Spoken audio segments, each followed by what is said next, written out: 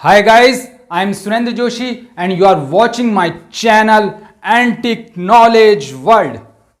Guys, सबसे पहले मेरा आपसे एक निवेदन है कि इस वीडियो को लास्ट तक देखें ताकि आपको पूरी चीज समझ में आ सके। और अगर आपने इस चैनल को अब तक सब्सक्राइब नहीं किया है तो सब्सक्राइब कर ले ताकि मेरी वीडियो आपके पास समय पर पहुंच सके। आपका एक सब्सक्राइब मुझे एक बड़ा मोटिवेशन दे सकता है।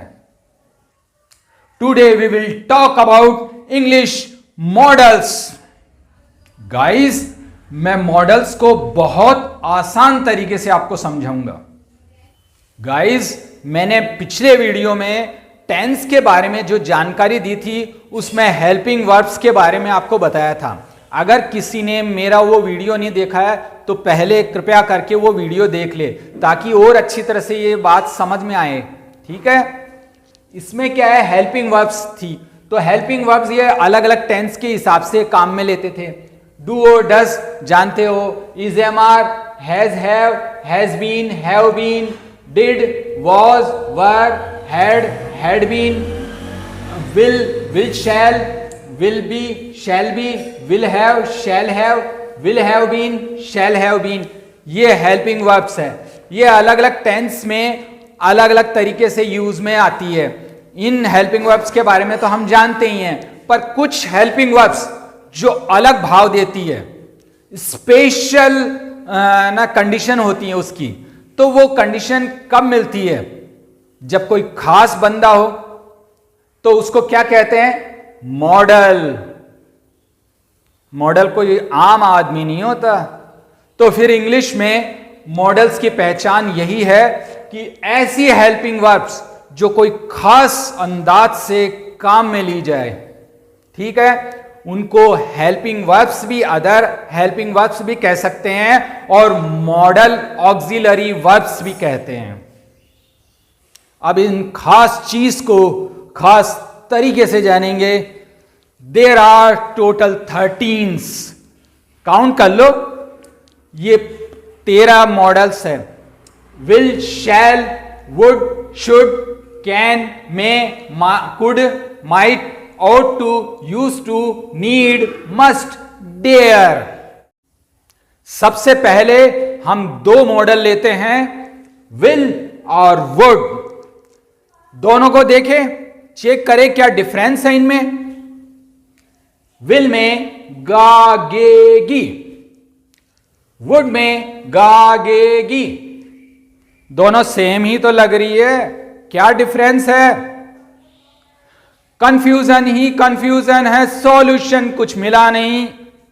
सॉल्यूशन मैं दूंगा तुम्हें, देखो ध्यान से। अब he will be at home, वह घर पर होगा। He would be at home, वह घर पर होगा। दोनों के अर्थ तो सेम ही हुआ, फिर क्या अंतर है? देखें, देखो, विल फ्यूचर टेंस में प्रयोग किया जाता है और वुड टेंस में कहीं प्रयोग ही नहीं किया जाता। पहला डिफरेंस। दूसरा जो खास डिफरेंस है वो कई बार क्या करते हैं, हम फ्यूचर में तो गागेगी का प्रयोग करते ही हैं पर प्रेजेंट में भी गागेगी का प्रयोग करते हैं। आप कहोगे सर आपने टेंस में तो समझाया नहीं। अरे एक दिन में सब कुछ तो नहीं होता, हर चीज टाइम टू टाइम समझाई जाती है। ठीक है, देखो कैसे है ना, हम ऐसे सेंटेंस बनाते हैं जो कि फ्यूचर नहीं है, प्रेजेंट भी हो सकता है, पास्ट भी हो सकता है और उसमें गागेगी लगता है।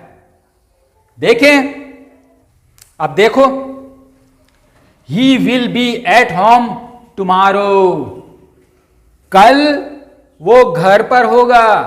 ठीक है, he would be at home today, वह आज घर पर होगा।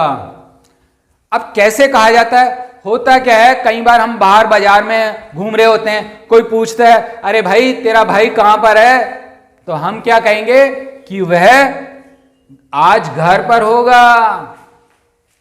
देखा, गागेगी का प्रयोग भी हुआ, फ्यूचर टेंस भी नहीं है और उसके बाद भी इसका यूज किया जा रहा है। यह है model, special use of model. आप में से कुछ लोग यह भी कह सकते हैं कि वह आज घर पर होगा, यह भी कह सकते हैं इस समय घर पर होगा। कई लोग आज तो नहीं बोलते हैं, यही बोल देते हैं कि इस समय घर पर होगा।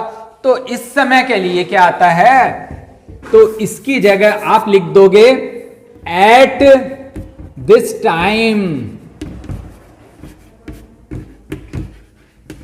ठीक है, अब बताओ कोई परेशानी हुई समझने में? कितना आसान सा है, आसानी से आप समझ सकते हो विल और वुड का डिफरेंस। और एग्जाम्पल देखें, I will have a car, मेरे पास एक कार होगी। कब होगी? फ्यूचर में कभी होगी, तो नेक्स्ट ईयर, अगले साल। यही मैं कहूंगा ना, ये फ्यूचर के लिए है विल। और हैव यानी किसी चीज का पास में होने के लिए। ठीक है, तो विल हैव दोनों को मिक्स करके मेरे पास होगी क्या? एक कार। कब? फ्यूचर में। फ्यूचर में अगला साल हो सकता है, नेक्स्ट ईयर। अगला महीना हो सकता है, नेक्स्ट मंथ। ठीक है, ये फ्यूचर के बारे में बता रहा है। He would have a car, उसके पास एक कार होगी। इसका मतलब, अरे तुम क्यों परेशान हो रहे हो? आप अगर कार चाहते हो तो उसके पास चले जाओ, उसके पास एक कार होगी, इस समय पर होगी, at this time, right now. अब हम शैल और शुड के बारे में जानेंगे। क्या अंतर है इन दोनों में? शैल ये गागेगी यानी फ्यूचर टेंस के हिसाब से प्रयोग में लाया जाता है। आई और वी के साथ शैल का यूज किया जाता है, जैसा कि आप लोग जानते ही हो। दूसरी बात यह है कि शैल और विल इनको एक दूसरे की जगह यूज कर लिया जाता है, वो भी एक नियम भी है और स्वच्छंदता से किया भी जा सकता है। तो शैल का जो खास यूज है वो गागेगी के प्रयोग होगा। ठीक है, और शुड क्या है? शैल का जो पास्ट है वो शुड होना चाहिए? नहीं, शैल का एक अर्थ है अलग से, वो है चाहिए। कोई भी चीज चाहिए, ये चाहिए, वो चाहिए, वो चाहिए, वो चाहिए। पेन चाहिए, पेंसिल चाहिए, या फिर कुछ और चाहिए। ठीक, यहां देखें, ही शैल गो, वह जाएगा। वह जाएगा, वह कहां जाएगा? अभी इसके बारे में मैंने क्लियर नहीं किया, पर यह फ्यूचर में कहीं ना कहीं जाएगा। ठीक है, ही शुड गो, उसे जाना चाहिए। देखो दोनों में अंतर, कुछ समझ में आया? अरे भाई, इसमें एक चीज बताइए, सिंपल सी है कि उसे वो जाएगा। अब उसकी इच्छा है तो जाए या ना जाए, उसका अपना है। ठीक है ना? और ही शुड गो का मतलब होता है उसे जाना चाहिए, एक कर्तव्य बोध बताता है, ड्यूटी बताता है। ठीक है, ये इंसान का है दस्तूर कि वो अगर चाहिए जहां भी प्रयोग करता है तो वहां पे इसका सीधा सा अर्थ होता है कहीं ना कहीं वो उसे कुछ समझा रहा है। अब आगे देखें, शुड, मस्ट, दोनों का मतलब होता है चाहिए। ठीक है, अब दोनों में अंतर क्या है? We should obey the orders of the parents, हमें माता पिता की आज्ञा का पालन करना चाहिए। ठीक है, माता पिता जो भी हमें समझाए उनको समझना चाहिए, वैसा ही करना चाहिए। ठीक है ना? ये चाहिए वो चाहिए है जिसे हमें समझाया जाता है कि हमें ऐसा करना चाहिए, हमारा ये कर्तव्य बनता है, हमारी ये ड्यूटी बनती है। ठीक है, और आगे, we must follow the traffic rules, हमें ट्रैफिक रूल्स यानी यातायात के नियमों का पालन करना चाहिए। दोनों ही चीजें समझाई गई है, दोनों में ही चाहिए आया है। तो किस तरह से दोनों को समझो। इसके अंदर तो जो समझाया है वो इस तरह से समझाया है कि हमें माता पिता का कहना मानना चाहिए। अब कोई बच्चा शैतान है, वो नहीं मानता, उसकी इच्छा वो नहीं मानेगा, तो ज्यादा से ज्यादा माता पिता उसे कुछ मार सकते हैं। ठीक है, वो भी मारे या ना मारे कोई नहीं, अच्छे माता पिता अपने बच्चों को मारते भी नहीं है, पिटाई भी नहीं करते, उन्हें समझाने की कोशिश करते हैं। ठीक है। दूसरा, फिर इसमें अंतर क्या रहा, यहां पे हम देखते हैं कि ट्रैफिक रूल्स का पालन करना चाहिए, यातायात के नियमों का पालन करना चाहिए। अगर यातायात के नियमों का पालन नहीं किया तो क्या होगा? दो बातें होगी। एक तो या तो कहीं ना कहीं उसका एक्सीडेंट हो जाएगा और राम नाम सत्य हो जाएगा, मरा जाएगा, अस्पताल में चला जाएगा। ठीक है। यातायात के नियमों का पालन करने से बहुत बड़ी सजा मिलती है। फिर उसके अलावा अगर किसी ट्रैफिक इंस्पेक्टर ने उसे पकड़ लिया तो क्या करेगा? पनिशमेंट में कुछ अमाउंट भी देना पड़ेगा। ठीक है, पेनल्टी लग जाएगी। तो हमें ट्रैफिक रूल्स का फॉलो करना चाहिए, पालन करना चाहिए। दोनों में अंतर देख लो। शुड हमें जो बताता है, हमें कर्तव्य बोध को बताता है, हमें वो चीज बताता है कि हमें ये करना चाहिए, हमारा ये कर्तव्य बनता है। पर मस्ट ये बताता है आपको ये करना ही करना है, अगर आप नहीं करोगे तो आपको कुछ ना कुछ भरना पड़ेगा, दंड देना पड़ेगा, सजा मिलेगी, भरपूर मिलेगी। अब आगे देखें। शुड, मस्ट, ought to, तीनों का मतलब होता है चाहिए। शुड का मतलब भी चाहिए, मस्ट का मतलब भी चाहिए और ought to का मतलब भी चाहिए। शुड और मस्ट का आपने अंतर देख ही लिया, फिर भी और थोड़ा समझ लेना। और ought to इसका मतलब भी चाहिए। अब ये चाहिए चाहिए चाहिए, क्या क्या चाहिए भाई? देखें, students ought to obey their teachers, student को अपने टीचर की आज्ञा का पालन करना चाहिए। ये चीजें समझाई जाती है, ये तो शुड में भी समझाई। तो फिर शुड और मस्ट को एक की जगह दूसरी जगह यूज कर सकते हैं, यानी कि इस ought to की जगह शुड भी लगा दोगे तो भी चल जाएगा। दोनों चीजें एक ही है, दोनों एक तरह से ही की जाती है। ठीक है। अब मस्ट तो एक ऐसी चीज है जो कि दबाव दिया जाता है, जिस प्रेशर डाला जाता है। हमारे संविधान में जो लिखा है उसका पालन करना चाहिए, यानी कानूनों की किताब में या कानून के जो नियम हैं या यातायात के जो नियम हैं, जो भी नियमों का पालन करना, जो हम पे दबाव डाले जाते हैं, वो सब चीजें मस्ट में आती है। अगर ऐसा नहीं हुआ, हम अपने कानून की रेस्पेक्ट नहीं करेंगे, हम कानून के नियमों के अनुसार नहीं चलेंगे, तो क्या होगा? हमें सजा मिलेगी।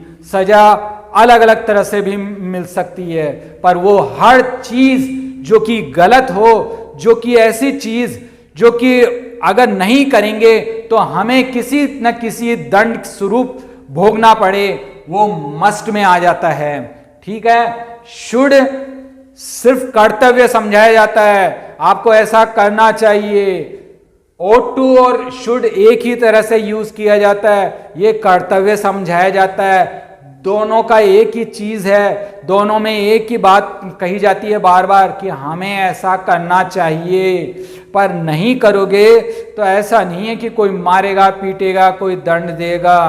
ठीक है ना, ये अंतर हो गया। अब ought to और शुड में भी थोड़ा सा अंतर है।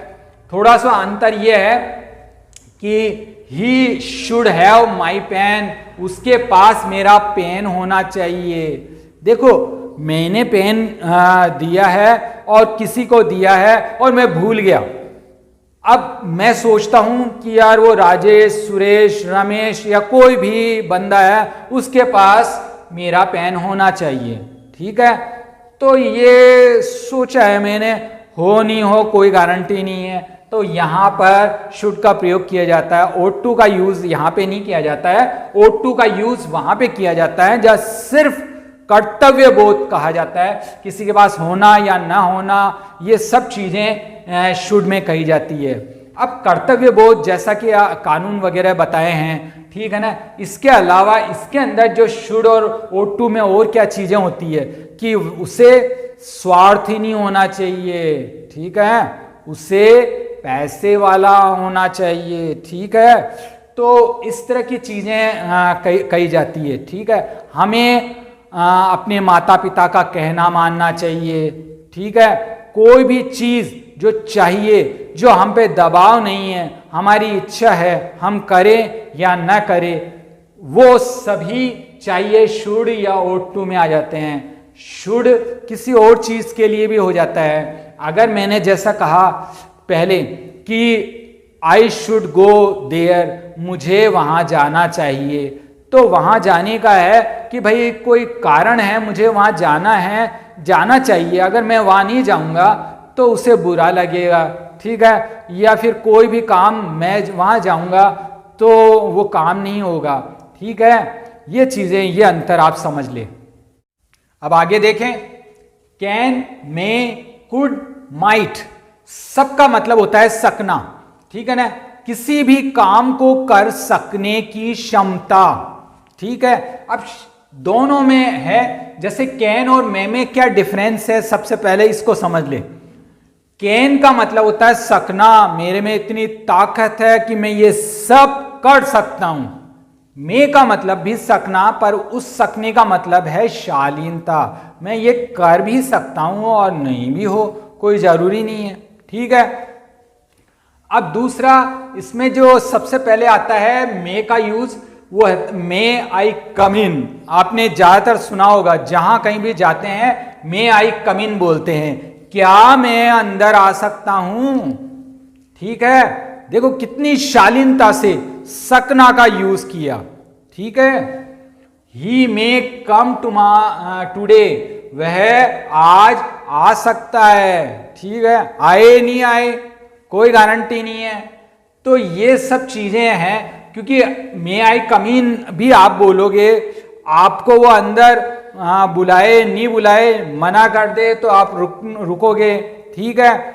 और अगर इसकी जगह आपको कहा जाता है आई कैन कम इन, मैं अंदर आ सकता हूं, इसका मतलब ये हुआ कि मैं, तुम मना भी करो ना तो भी दरवाजा तोड़ के अंदर आ सकता हूं, ये है कैन। देखो दोनों में अंतर, यहां कहता है आई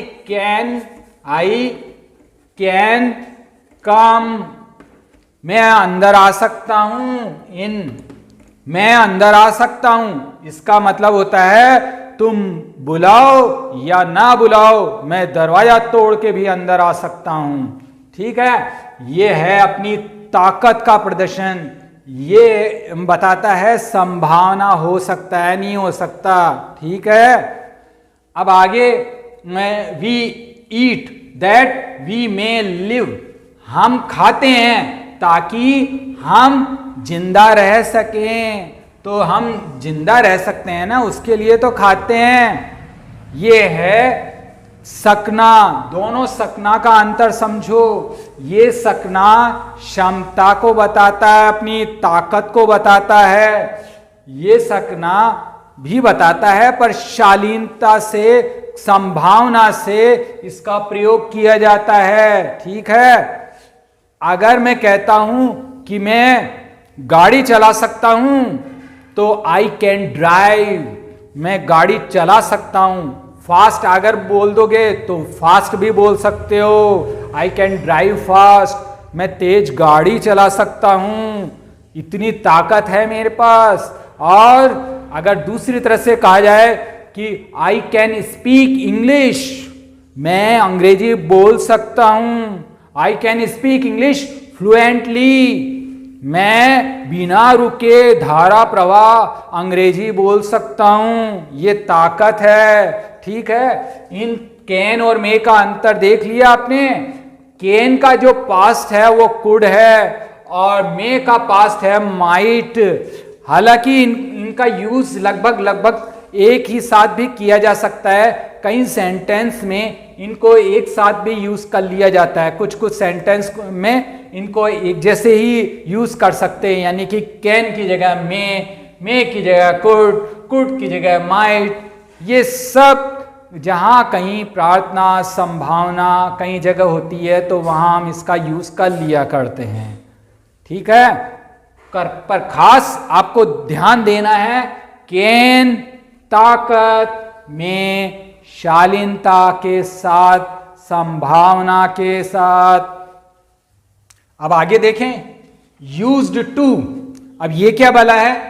ये पास्ट की आदत को बताता है। पुराने समय में कोई एक आदत जो बनी रही थी उसके बारे में बताता है। ठीक है, she used to eat mango. वह आम खाने का यूज करती थी, पसंद करती थी, आम खाया करती थी। तो वह आम खाती थी पहले, पुराने टाइम पे। अभी खाती है या नहीं खाती है कोई गारंटी नहीं है। ठीक है, समझने की कोशिश करना। पुराने समय की जब भी कोई आदत बताई जाती है तो यूज्ड टू का प्रयोग किया जाता है। ठीक है, अब ये यूज टू की जगह सीधा भी बोल सकते हैं वैसे, शी एट मैंगो, यानी कि वह आम खाती थी। पर इससे क्या है, इतना प्रभाव नहीं पड़ता है जितना कि यूज टू बोलने से प्रभाव पड़ता है। ठीक है, अब यहां पे ईट, यहां पे एट कैसे हुआ? वैसे टेंस के नियम थे, उसमें मैंने बता दिया था, फिर भी समझ लो। ईट, एट, ईटन, ये फर्स्ट फॉर्म है, सेकंड फॉर्म है, थर्ड फॉर्म है। यहां सेकंड फॉर्म यूज की गई, यहां यूज्ड टू है, अपने आप में ही पास्ट को बता देता है, इसलिए फर्स्ट फॉर्म का यूज किया गया।